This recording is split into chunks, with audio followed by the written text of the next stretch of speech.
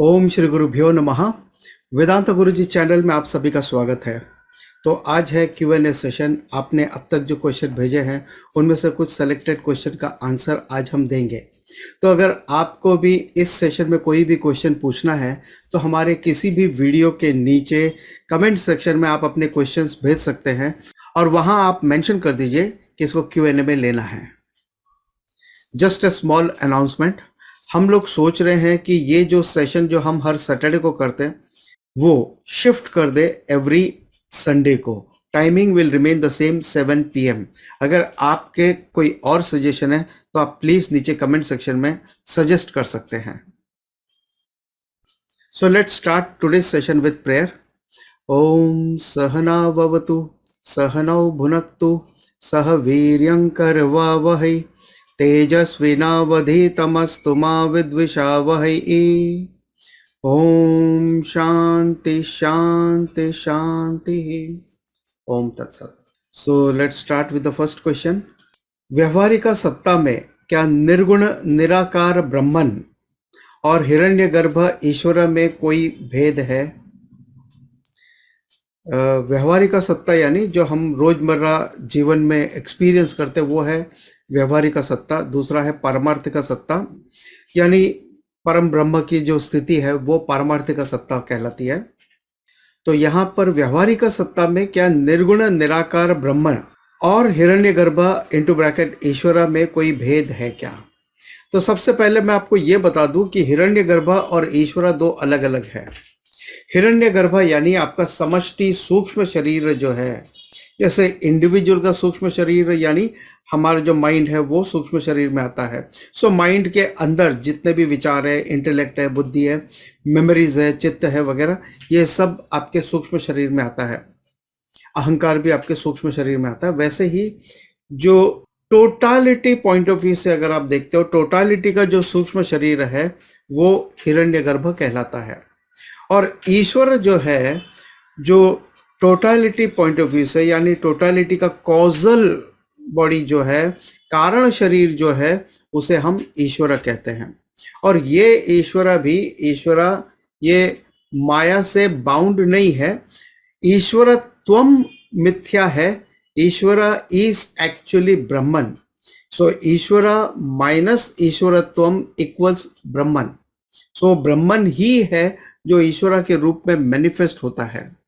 ये जो बाइफर्केशन है ये सृष्टि के पॉइंट ऑफ व्यू से या क्रिएशन के पॉइंट ऑफ व्यू से बताया गया है कि जब ब्रह्मन अलोन एग्जिस्ट, लेकिन माया के संयोग से, माया यानी मूल अविद्या के संयोग से ये मैनिफेस्टेशन है, ये क्रिएशन है।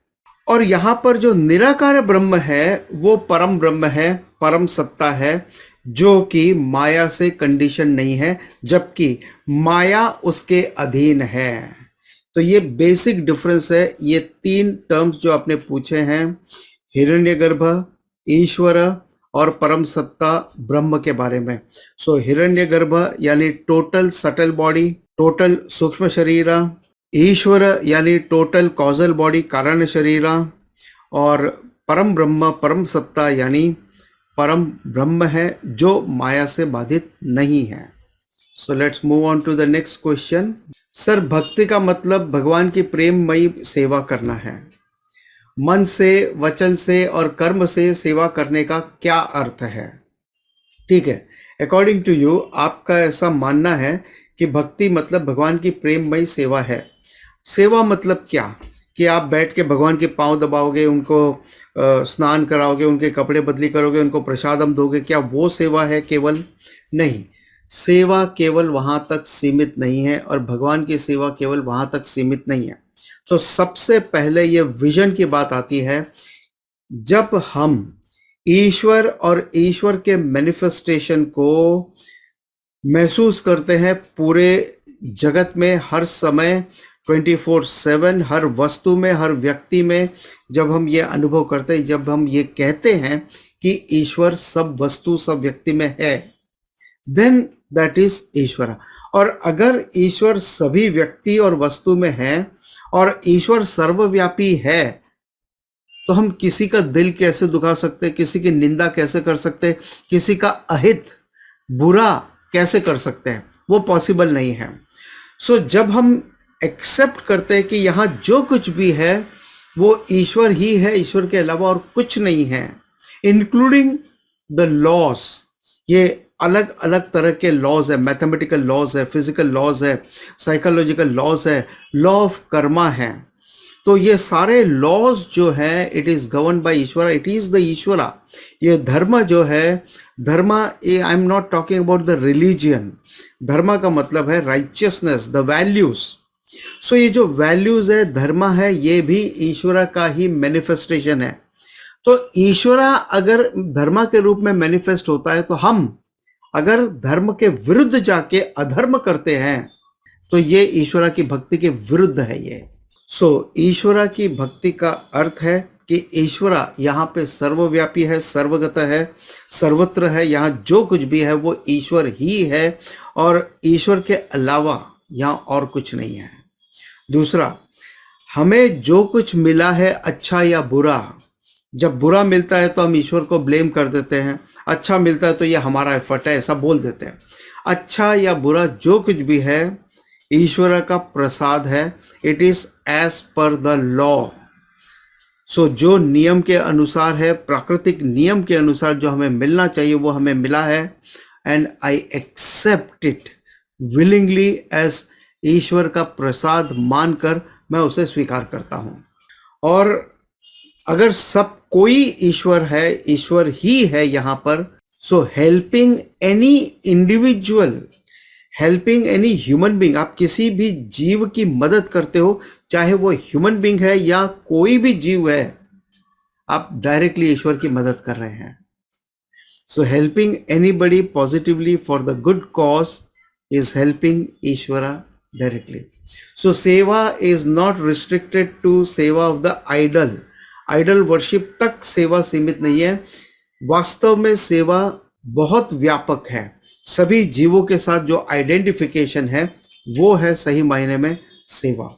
अब यहाँ पे आपका सवाल है सेवा एट डिफरेंट लेवल, मन से सेवा करना, वचन से सेवा करना या कर्म से सेवा करने का अर्थ क्या? बिल्कुल सिंपल है, आपके पास में ये तन है तो आप इससे कर्म कर सकते हो, आपके पास बोलने की क्षमता है तो आप बोल करके सेवा कर सकते हो, प्रेयर प्रार्थना कर सकते हो, अपने लिए भी दूसरों के लिए भी, और अपशब्द ना बोलकर अच्छे शब्द का प्रयोग करें दूसरों के लिए।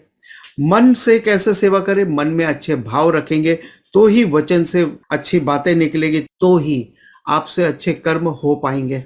सो तन, मन और वचन से आप ईश्वर की सेवा करते हैं। मगर यहाँ पर आप एक पॉइंट बोलना भूल गए, there is one missing point in your list, और वो है ईश्वर का ज्ञानम हासिल करना, वो भी ईश्वर की भक्ति है और वो सर्वोत्तम सर्वश्रेष्ठ भक्ति है। और जो आप अभी राइट नाउ कर रहे हो ये सर्वश्रेष्ठ भक्ति है। जब आप यहाँ पे सत्संग कर रहे हैं, आप क्वेश्चन आंसर समझ रहे हैं और आप ईश्वर को समझने का प्रयास कर रहे हैं, तो ये सर्वश्रेष्ठ भक्ति है। So let's move on to the next question, question 3। हम सब साक्षी हैं और सबका साक्षी एक है और साक्षी जानने वाला है, तो सभी एक दूसरे के मन को, शरीर को क्यों नहीं जान पाते हैं? जब साक्षी एक है और वो हम हैं, तो हम सबके मन को, उसके मन में क्या चल रहा है, इसके मन में क्या चल रहा है, ये हम तो जान पाना चाहिए हमें, इसमें क्या दिक्कत है? और या फिर साक्षी अनेक है, अलग अलग है, सबके साक्षी अलग अलग है। ये साक्षी इज वन, एकम अद्वितीयम, और वो सबका साक्षी एक ही है, दैट इज आत्मन ब्रह्मन आप कह सकते हो। It's like electricity is a sakshi in all the gadgets, चाहे आपका एयर कंडीशन चल रहा हो, माइक्रोवेव अवन है, रेफ्रिजरेटर है, फैन है, ट्यूबलाइट है, हर एक गैजेट्स में electricity is common as a sakshi. अब फैन कैसे हवा दे रहा है ये इलेक्ट्रिसिटी का काम नहीं है, माइक्रोवेव कैसे हीट प्रोड्यूस कर रहा है ये इलेक्ट्रिसिटी का काम नहीं है, या रेफ्रिजरेटर कैसे कूल कर रहा है, टीवी कैसे शो कर रहा है, ये इलेक्ट्रिसिटी का काम नहीं है। वो साक्षी है कि जिसको जो करना है करे, मैं तो चैतन्य हूं, मैं उनकी चेतना का स्रोत हूं, उसके बाद में उनको अपने हिसाब से जैसे यूज करना है करे। सूर्य की रोशनी सर्वव्यापी है, सर्वगत है। सूर्य साक्षी है। सूर्य की रोशनी में आप चाहे तो पुण्य कर्मा करें या पाप कर्मा करें, कोई चोरी चकारी भी कर सकता है। सूर्य को कोई लेना देना नहीं है उससे। सूर्य को उससे कोई मतलब नहीं कि इसने चोरी कर रहा है या ये पाप कर रहा है या पुण्य कर रहा है, उसका कोई लेना देना नहीं है। यहां पर एक चीज आपको समझनी होगी कि आप यहां पर दो लेवल को मिक्स कर रहे हैं, और ये बहुत कॉमन एरर है। ज्यादातर लोगों के साथ में ये प्रॉब्लम होती है कि हम दो डिफरेंट लेवल को मिक्स करते हैं। एक है व्यवहारिक सत्यम और दूसरा है पारमार्थिक सत्यम। तो ये दो लेवल को जब हम मिक्स करते तो कंफ्यूजन होता है। अब जैसे आपने कहा कि हम सब साक्षी हैं और साक्षी केवल एक है, अद्वितीय है। यस, साक्षी एक है, अद्वितीय है, वो है परमार्थिका पॉइंट ऑफ व्यू से। हम सब साक्षी हैं, मैं भी साक्षी, आप भी साक्षी। ये हम बोल रहे हैं कि व्यवहार जगत में ये डिफरेंसेस हैं, हम सब डिफरेंट है, लेकिन व्यवहारिका और परमार्थिका पॉइंट ऑफ व्यू से साक्षी एक है। सो व्यवहारिका पॉइंट ऑफ व्यू से हम सब डिफरेंट है, पारमार्थिका पॉइंट ऑफ व्यू से साक्षी केवल एक है। तो यहां पे दो चीज आती है, एक है सत्यम, दूसरा है मिथ्या। सत्यम और मिथ्या का अपना एक रिलेशनशिप है। मिथ्या कैन नॉट अफेक्ट द सत्यम। मिथ्या सत्यम को किसी तरह से हानि नहीं पहुंचा सकता, कोई बदलाव नहीं ला सकता। मिथ्या की वजह से सत्यम को कोई असर नहीं पड़ने वाला है। लेकिन मिथ्या एग्जिस्ट ही नहीं कर सकती सत्यम के बिना। अब फॉर एग्जाम्पल अगर मैं कहूं कि अगर किसी कपड़े में आग लग जाए तो क्या होगा? जल जाएगा। फिर आपका कहना है यहां पे नहीं सर, मैंने एक कपड़ा ऐसा भी देखा है जहां पे आग लगी है मगर नहीं जला, कूल है, ठंडा है। कहां पर? सिनेमा हॉल पे। सिनेमा हॉल का जो स्क्रीन है वहां पे मैंने देखा फायर लगी थी, फायर का सीन चल रहा था वहां पे, लेकिन कपड़े को कुछ नहीं हुआ। तो वो जो प्रोजेक्शन है फायर, वो मिथ्या है, और वो जो स्क्रीन है वो सत्यम है। तो इस तरह से मिथ्या सत्यम को अफेक्ट नहीं कर सकती। अब आप बोलोगे अच्छा, सत्यम को तो पता होना चाहिए कि आग कैसे लगी, ये ठंडी कैसे हुई। सत्यम को ये जानने की जरूरत भी नहीं है। और अगर यहां पे साक्षी की जगह पे उसका ऑपोजिट जो है, that is called involvement. Involvement अगर है किसी व्यक्ति का, तो वो क्या देखेगा, ओहो स्क्रीन पे आग लग गई, चलो बकेट लेके आते हैं पानी भर के और उस पर पानी डालते हैं।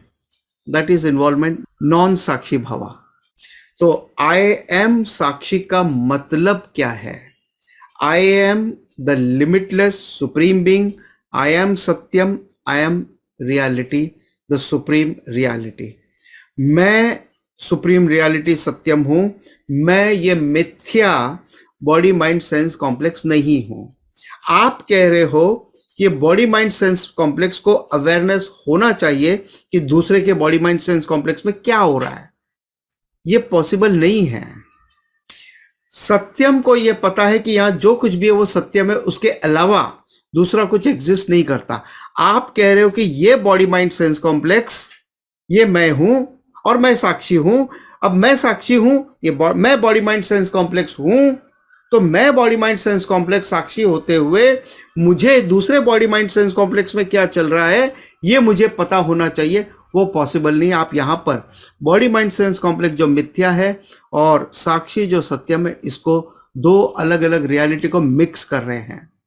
तो साक्षी यानी यहां जो कुछ भी है वो एकम अद्वितीयम है।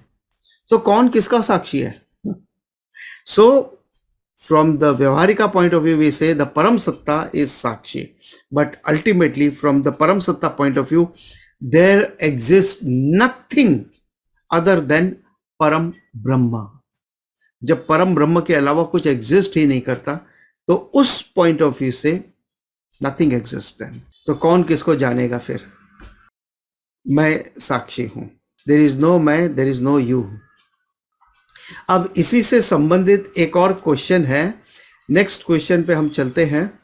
अगर ब्रह्मन में माइंड नहीं है तो उसमें कोई थॉट भी नहीं आ सकते, सही बात है, अगर जिसमें माइंड है तो थॉट आएंगे, माइंड नहीं है, no mind no thought, simple. फिर उसके अंदर ये विचार कैसे आया कि प्रकृति का निर्माण करूं मैं, या उसके साथ माया के साथ संयोग होकर सगुण बन जाऊं मैं, माया या प्रकृति के साथ संयोग करके मैं सगुण बन जाऊं। और तो और अगर ब्रह्म ये बात भी नहीं जानता होगा कि मैं ब्रह्म हूं, क्योंकि थॉट ही नहीं है, तो जानेगा कैसे? जानने के लिए भी तो थॉट चाहिए। बिल्कुल सही बात है भाई। देखिए, सबसे पहले ये कुछ पॉइंट मैं क्लियर कर दूं कि यहां पे ब्रह्मन या ब्रह्म का मतलब ब्रह्मा जी से नहीं है बिल्कुल भी। और दूसरी बात, ब्रह्मन यहां पर कोई लिविंग बीइंग, लिविंग क्रीचर नहीं है जिसका एक लिविंग फॉर्म है, कोई नहीं है ऐसा कुछ भी। सो यहां पर अगेन दो लेवल को मिक्सअप किया गया है। पॉट को इश्यू हो सकता है कि मैं गोल हूं, मैं लंबा हूं, मैं छोटा हूं, मैं मोटा हूं, मैं पतला हूं, मैं काला हूं, मैं गोरा हूं, ये कॉम्प्लेक्सेस पॉट को हो सकते हैं। लेकिन ये जो क्ले है इसे कोई कॉम्प्लेक्स नहीं है, चाहे वो इस पॉट में है या दूसरा लंबा पॉट है, पतला पॉट है, छोटा पॉट है, डजंट मैटर। पॉट को कॉम्प्लेक्स हो सकता है, क्ले को कभी नहीं होता है, किसी भी पॉट में कॉम्प्लेक्स नहीं होता है। पॉट की अपनी लिमिटेशन है, पॉट की अपनी इनसिक्योरिटी कि मैं गिरूंगा तो टूट जाएगा। ये नहीं गिरा, नहीं टूटा, ये बच गया, इसको बचाने वाला कोई था। सो पॉट के अपने कॉम्प्लेक्सेस है, अपनी प्रॉब्लम्स है, लेकिन ये होने न होने से क्ले को कोई फर्क नहीं पड़ता। क्ले कभी ये नहीं समझती कि मैं पॉट हूं। अगर क्ले ने ये मान लिया कि मैं पॉट हूं, then there is a problem. अगर क्ले ने मिस्टेक करते हुए अपने आप को पॉट मान लिया, तो भाई पॉट को मानना पड़ेगा या जानना पड़ेगा, ये नॉलेज हासिल करना पड़ेगा कि भाई मैं पॉट नहीं हूं, मैं तो क्ले हूं और मैं इम्परिशेबल हूं, मैं गिरने से पड़ने से टूट नहीं जाऊंगी। तो वो क्ले को समझ में आता है, पॉट को नहीं समझ में आता है। तो पॉट बुद्धि में वो लिमिटेशन है, क्ले बुद्धि में कोई लिमिटेशन नहीं है। सो पॉट में कॉम्प्लेक्सेस है, क्ले में कोई कॉम्प्लेक्सेस नहीं है। सूर्य को अगर आप पूछो, सूर्य जो आसमान में होता है सूर्य, उसको अगर आप कहो कि आपको पता है सूर्य देवता, कल रात को जब मैं घर वापस आया, तो सूर्य देवता क्या कहेंगे? अच्छा, रात को घर वापस आए, क्या हुआ? नहीं, सूर्य देवता का पहला क्वेश्चन यही होगा, रात मतलब क्या? What do you understand by night? अरे वही जब अंधेरा होता है, अंधेरा कब होता है? सूर्य देवता ये कभी नहीं समझ पाएंगे कि अंधेरा क्या है, रात क्या है, क्योंकि उनके लिए रात कभी एग्जिस्ट ही नहीं करती। अगर आप कहो कि जाओ, अभी आप यहां पर हो ना, आप उस तरफ जाओ वेस्ट में, तो आपको वहां पे रात मिलेगी, वो वहां जाएंगे तो वहां दिन हो जाएगा। सो सूर्य को कभी ये समझ नहीं आएगा व्हाट इज डार्कनेस। सूर्य के लिए डार्कनेस कभी एग्जिस्ट करता ही नहीं है। उसी तरह से ब्रह्म के लिए दूसरा कुछ एग्जिस्ट करता ही नहीं है। There is only Brahma which alone exist. अब यहां पे एक और सवाल उनका आता है, और ब्रह्म ये बात भी नहीं जानता होगा कि मैं ब्रह्म हूं। ब्रह्मन को जानने की जरूरत क्या है? जब यहां जो कुछ भी है ब्रह्म ही है। इस पॉट में या छोटे पॉट में या बड़े पॉट में, हर पॉट में क्ले ही है। तो क्ले को यह जानने की जरूरत नहीं है कि भाई मैं पॉट नहीं हूं, मैं क्ले हूं। अरे क्ले को पता है कि मैं क्ले हूं, उसने कभी ये मिस्टेक नहीं किया कि मैं पॉट हूं। मिस्टेक किसने की? आपने मिस्टेक की कि मैं ये इंडिविजुअल हूं, मैं ये जीवा हूं, मैं ये शरीर में हूं, मैं ये मन हूं, मैं ये बुद्धि हूं, मैं लिमिटेड हूं। तो आपके लिए शास्त्र है कि भाई आप ऐसा समझ रहे हो वो गलत है। आप वास्तव में ये शरीर मन बुद्धि ये लिमिटेड बीइंग नहीं है, आप वास्तव में ब्रह्म ही है। और जब वो अवेयरनेस होता है, जब वो नॉलेज आता है, एवरीथिंग डिसॉल्व्स। डिसॉल्व्स मतलब ऐसा नहीं कि जैसे मोक्ष मिला, ओ दुनिया कहाँ गई, गायब हो गई, ऐसा नहीं है। जब तक विदेह मुक्ति नहीं मिल जाती तब तक आपके प्रारब्ध कर्म बने रहेंगे, और वो जब एग्जॉस्ट हो जाएंगे तो आपको विदेह मुक्ति भी मिल जाएगी। विदेह मुक्ति यानी इस शरीर से मुक्ति भी आपको मिल जाएगी। जिस तरह से clay remains clay always ever in all the pots, in all the form, in all the shapes, similarly Brahman remains Brahman. जिस तरह से प्रोजेक्शन में लाइट है जो प्रोजेक्ट करती है फायर के रूप में, आइस के रूप में, स्काई के रूप में, बारिश के रूप में, but light remains the light without any change. So light is that sakshi param satta. आप एक शीश महल में चले जाते हैं जहां पे बहुत सारे मिरर हैं और आप अपना ही प्रतिबिंब देख रहे हैं from different different angle, but you being the sakshi, आपको ये किसी को बताने की जरूरत नहीं है, आपको कोई बताने की भी जरूरत नहीं है कि भाई देखो आप ये हो, वो मिरर में आप नहीं हो, इस मिरर में आप नहीं हो, तीसरे में नहीं हो, आप यहां हो, वो मिरर वाले आप रियल नहीं हो, वो मिथ्या है। आपको ये जानने की जरूरत नहीं है, बिकॉज यू नो यहां जो कुछ भी इमेजेस है वो सिर्फ और सिर्फ प्रतिबिंब है, वो प्योर कॉन्शियसनेस, प्योर चैतन्यम नहीं है, वो प्रतिबिंब चैतन्यम है। तो जैसे आप करोगे वैसा वहां पे होगा। ये just an example, okay, just an example, और हर एग्जाम्पल की अपनी एक लिमिटेशन होती है। So try to understand and use the example only for the purpose it is mention. So let's conclude today's session with the prayer. और अगर आपको ये वीडियो पसंद आता है तो आप इसे लाइक करें, दूसरों के साथ शेयर करें, और कोई भी क्वेश्चंस अगर आपके हैं तो हमारे किसी भी वीडियो के नीचे कमेंट सेक्शन में आप भेज सकते हैं। We will pick up in the Q&A session. And mostly we are planning to shift the day, जो हम सैटरडे को करते हैं उसे हम संडे को करने का सोच रहे हैं। Timing will remain the same, 7 PM। सो आपका क्या सजेशन है इसके बारे में नीचे कमेंट सेक्शन में बताइएगा, और लाइक और शेयर कीजिएगा दूसरों के साथ। और अगर आपके कोई भी कमेंट्स है, आपको कोई भी डाउट है, शंका है, कंप्लेंट्स है, शिकायत है या सजेशंस हैं, तो आप नीचे कमेंट सेक्शन में भेज सकते हैं। Let's conclude with the prayer. ओम पूर्णमदः पूर्णमिदं पूर्णात् पूर्णमुदच्यते पूर्णस्य पूर्णमादाय पूर्णमेवावशिष्यते। ओम शांति शांति शांति। ओम तत्सत।